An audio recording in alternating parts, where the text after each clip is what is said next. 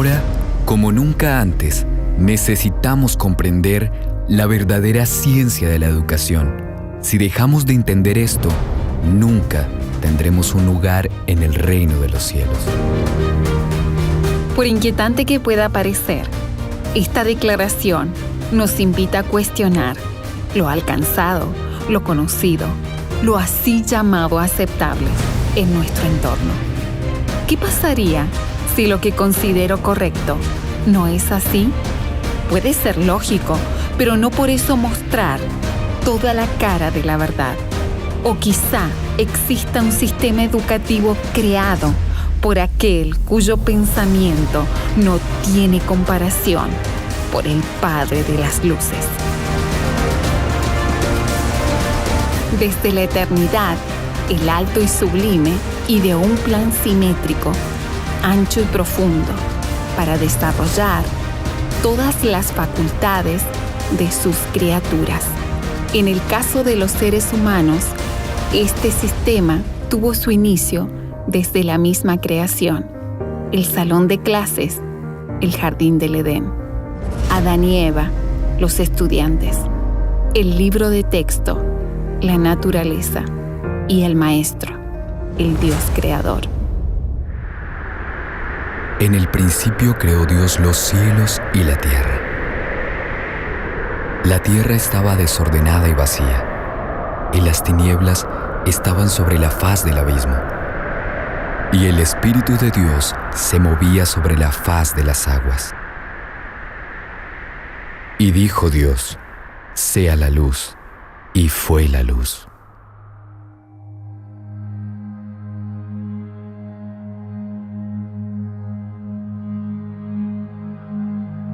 Él dijo, y fue hecho. Él mandó, y surgió. Desde el trono del infinito salió el decreto, y la vida salió hacia el espacio, y un mundo apareció. Millares de otros mundos sostenidos en sus órbitas debido al incesante poder del amor, orbitaron alrededor del trono de Dios.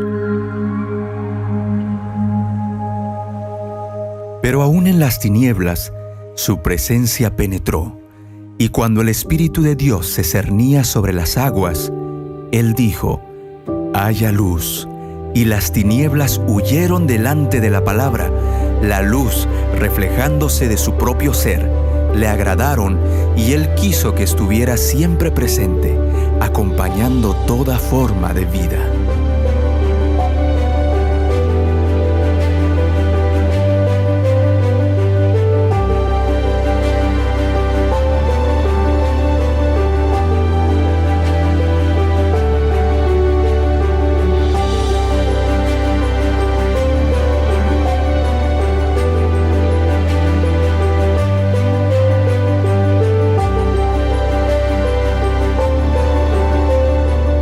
Es importante que cualquier persona, especialmente los niños, y en el caso de Adán y Eva, como fueron recién creados, como niños tenían que aprender todo, no sabían nada.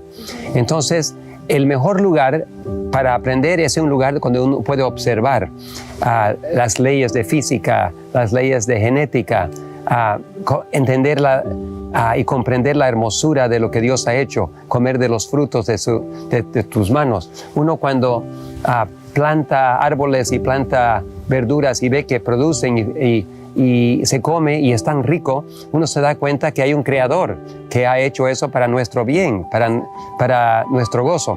Tenemos que pensar que en el jardín del Edén, Adán y Eva, antes de que entrara el pecado, los ángeles mismos, incluso el propio Hijo de Dios y el propio Creador, conversaba con ellos, oían la voz de Dios en el jardín, y realmente su utilidad era para su desarrollo de carácter y su crecimiento espiritual, y también crecimiento en el conocimiento de las distintas leyes físicas, distintas leyes que regían los animales, los cielos, tanto los seres animados como los inanimados. Cada lugar de la tierra tenía inscrito en ella el nombre de Dios, o sea, su carácter. Como hogar, Dios escogió plantar un jardín al este del Edén, el lugar más bello para que fuese el hogar de la pareja. En el centro del jardín, se encontraba el árbol de la vida, cuyo fruto le otorgaba al hombre un perfecto alimento físico. Cerca de sus frondosas ramas, el mismo Dios los visitaba y hablándoles cara a cara, les revelaba el camino de la inmortalidad. Se les recordaba constantemente la necesidad de la comida espiritual, la cual se obtenía a través de la conversación abierta con la luz del cielo. Ellos estudiaron las hojas, las flores y los árboles. En cada uno de ellos descubrieron los secretos de la vida. Toda criatura viviente era familiar para Adán, desde el poderoso leviatán que juega entre las aguas, hasta el más diminuto insecto que flota en el rayo del sol. A cada uno le había dado nombre y conocía su naturaleza y sus costumbres. La gloria de Dios en los cielos, los innumerables mundos en sus ordenados movimientos, las diferencias de las nubes, los misterios de la luz y del sonido, de la noche y el día. Todo estaba al alcance de la comprensión de nuestros primeros padres. El nombre de Dios estaba escrito en cada hoja del bosque y en cada piedra de la montaña, en cada brillante estrella, en la tierra, en el aire y en los cielos. El orden y la armonía de la creación les hablaban de una sabiduría y un poder infinitos. Continuamente descubrían algo nuevo que llenaba sus corazones del más profundo amor y les arrancaba nuevas expresiones de gratitud. Adán y Eva estuvieron en un lugar idóneo donde podían ver la hermosura de Dios, saborear la creación de Dios y aprender las leyes de la naturaleza, la física, genética, de gravedad, todo eso, ellos pudieron observar y aprender. Entonces, el jardín de Edén era un lugar idóneo para poder aprender para ellos, y hoy en día las leyes que conocemos de la ciencia realmente son basados en las observaciones que hemos tenido en observar la naturaleza y en observar las cosas que Dios ha creado. Cuando pensamos en el libro de texto que era la naturaleza, ¿por qué la naturaleza es un libro de texto? Déjenme compartir algunas escrituras con ustedes para poder entender esto. Número uno, es importante nosotros saber cómo fue que Dios creó. ¿Está bien? Y en Salmos 33, versículos 6 y 9 nos dice cómo fue que creó Él. Dice, por la palabra de Dios fueron hechos los cielos y todo el ejército de ellos con el aliento de su boca. Porque Él dijo y fue hecho, versículo 9, Él mandó y existió. Cuando Adán y Eva salieron de las manos del Creador, ellos fueron creados a su imagen y semejanza, pero el hombre no conocía en plenitud quién era Dios. Así que Dios tenía que cada día, en comunión, cuando el hombre tenía comunión con Dios, el hombre crecía en imagen, en semejanza para con Dios. Al contemplar su carácter en sus obras creadas y con Él personalmente, tenía el privilegio de conocer más acerca de Dios, quién era Dios. La luz del mundo estableció su propio método educativo para el desarrollo intelectual, la contemplación de todo lo bello, puro, lo que es de buen nombre. El libro de la naturaleza les enseñó a Adán y a Eva los misterios de la ciencia. Sus mentes poderosas, a través de la observación y análisis de todo lo creado, crecían en sabiduría.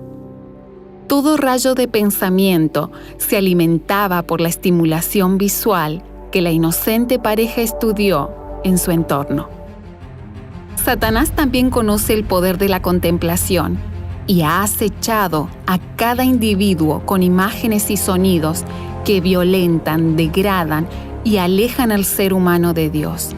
Hay una misión muy importante para la raza humana. Tristemente, cuando Adán y Eva cayeron, ellos ya no pudieron hablar cara a cara con Dios, pero lo que supieron, pudieron comunicar mucho de eso a sus hijos, y aún así también con libre albedrío, un hijo aceptó y otro hijo no aceptó. Tuvieron más hijos e hijas, pero la raza humana se dividió en dos: los que siguieron a Dios y los que siguieron al mundo, podemos decir, ¿no? A sus inclinaciones pecaminosas. Cada vez que nosotros alimentamos nuestra mente, porque en nuestros pensamientos es cuando se comienza por ejemplo, de nuestros pensamientos nacen nuestros sentimientos nos llevan a nuestras acciones llevan a lo que a nuestros hábitos, y nuestros hábitos hacen nuestro carácter. Eso va a generar que nosotros actuemos de una manera determinada. Hay un estudio a nivel incluso científico que dice si por más de 20 días o durante 20 días uno pues hace lo mismo, contempla lo mismo, va a imitar lo que está contemplando, lo que está viendo. Y esto podemos encontrarlo claramente también en la Biblia, cuando distingue la Biblia a los adoradores de Dios y a los adoradores de la bestia. Realmente los adoradores de Dios hacen lo mismo que Él está haciendo, que Él hizo aquí en la tierra. Y lo que son los adoradores del diablo hacen también lo mismo que hace una bestia en todo caso. Se enorgullecen, quieren humillar al otro, crecer más que el otro. En cambio, Cristo no. Filipenses nos dice claramente que Él se humilló. Hoy en el mundo hay ciertas tendencias. Hay tendencias para controlar las conciencias de las personas. En los gobiernos, en la iglesia, en las administraciones, en todas las instituciones, en la sociedad, hay movimientos para controlar las acciones, las palabras, para controlar las comunicaciones, publicaciones, la libertad de expresión y la libertad de ejecución. Entonces, son movimientos que Satanás está colocando para poder controlar al pueblo, a todos, en tal manera que las conciencias están atadas a un control y la libertad de las personas están restringidas y estamos esposados para no poder cumplir lo que Dios dice. A medida que el árbol de la vida daba alimento para la carne y que le recordaba constantemente del necesario alimento mental y espiritual, así el entrenamiento manual añadía luz a la disciplina mental. Las leyes del mundo físico, mental y espiritual fueron enunciadas. La triple naturaleza del hombre recibió atención. Esto era educación perfecta y completa. Cuando Adán y Eva empezaran a procrear, obviamente sus descendientes no podían vivir todos ahí en el espacio del jardín del Edén, debían poblar toda la tierra también, que es lo que sucedió después del pecado, pero ya este plan también era para antes del pecado, a medida que fueran reproduciéndose. Pues todo este tipo de vida, este modo de vida, de estar en la naturaleza, no estar completamente imbuidos en nuestro yo, en cosas materiales o cosas creadas por nosotros, es lo que debía extenderse a lo largo de toda la creación y de toda la tierra.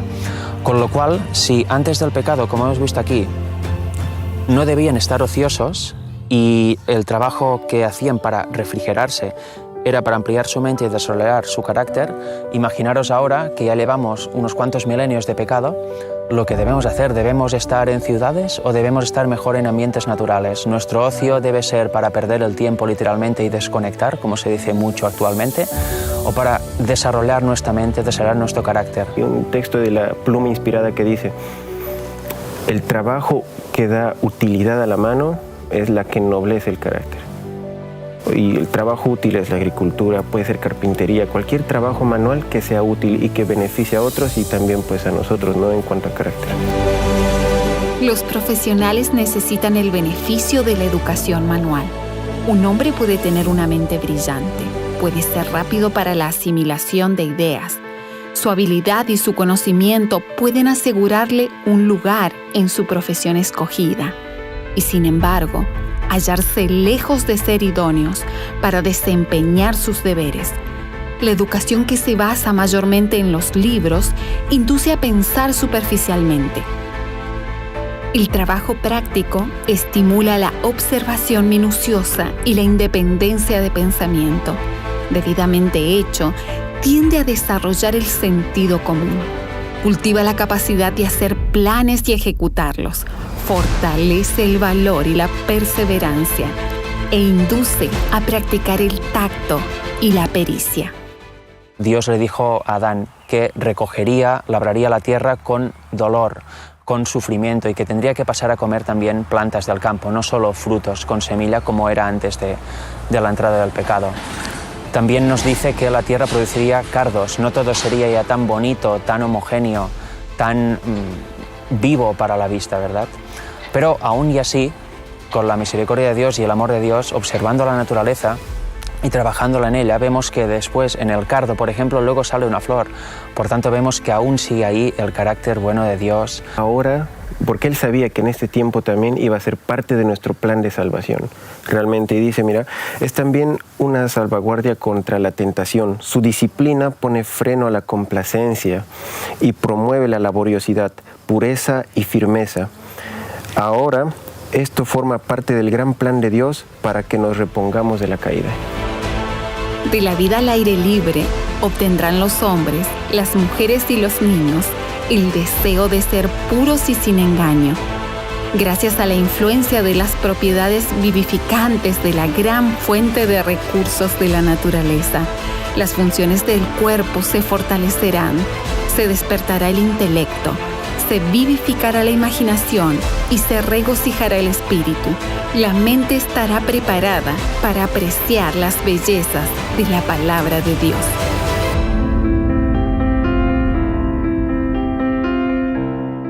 Tenemos una gran parábola que es la de la semilla en el campo, una semilla cae en tierra fértil, otra al lado del camino, una entre zarzas, una sobre las rocas, etc.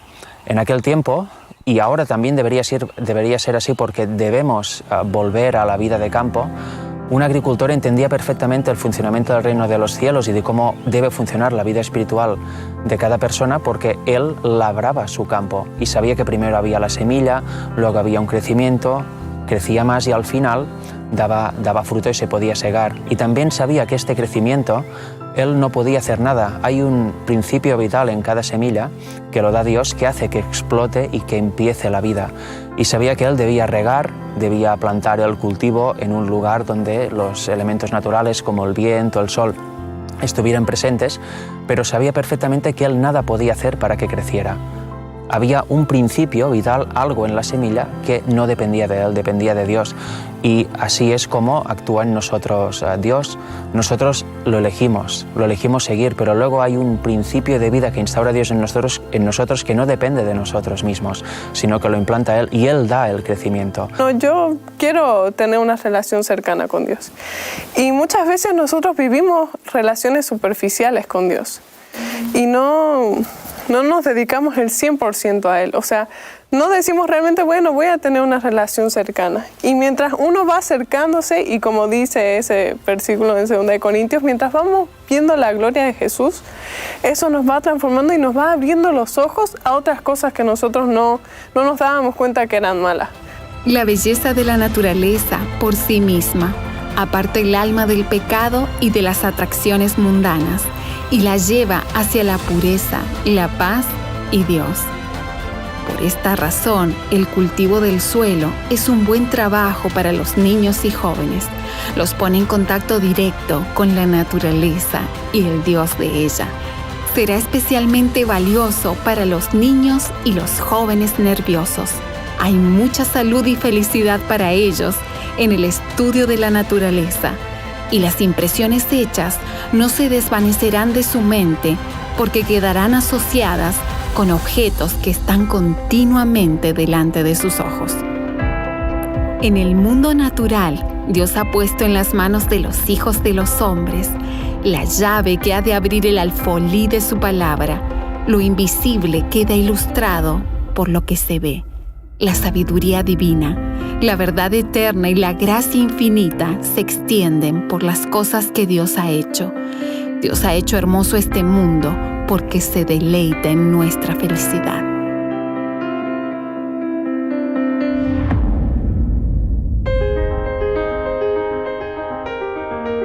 El amor, base de la creación y de la redención, es el fundamento de la verdadera educación.